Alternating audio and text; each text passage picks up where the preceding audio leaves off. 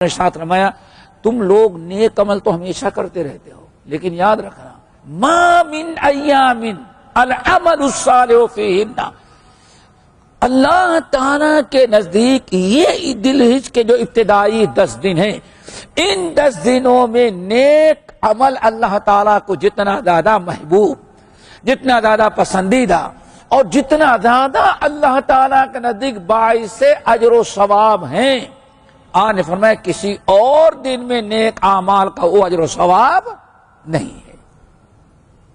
لیکن یاد رکھنا ان کو حاصل کرنے کے لیے بھی بڑی قربانیاں دینی پڑے گی۔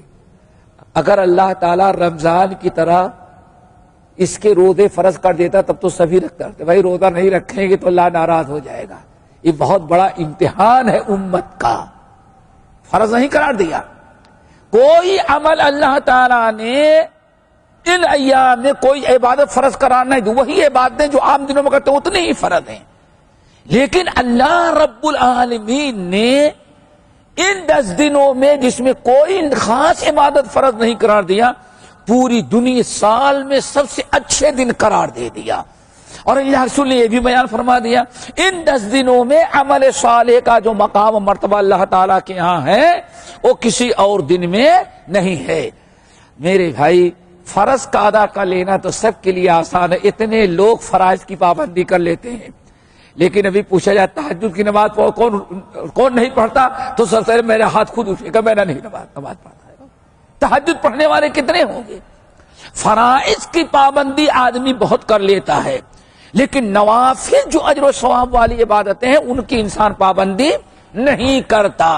یہ 10 دنوں میں جتنی عبادات ہیں سب نوافل ہیں، لیکن اللہ رب العالمین کے ہاں اجر و ثواب ذرا غور کریں۔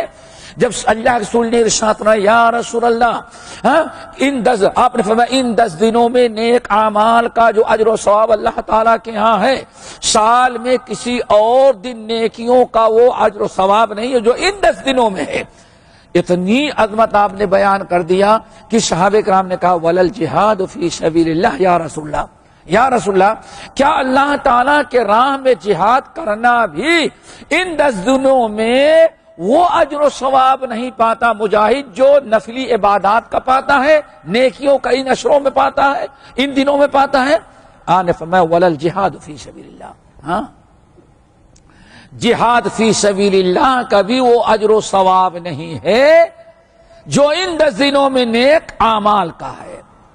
فرمایا اس سے اندازہ لگائیں کتنا بڑا اجر و ثواب اللہ نے رکھا ہے، لیکن نفل ہونے کی وجہ سے ہم میں سے کوئی انسان توجہ نہیں، صرف قربانی پر نگاہ ہوتی ہے بس، اور یوم عرفہ پر، اس کے علاوہ کوئی توجہ ہماری نہیں ہوتی۔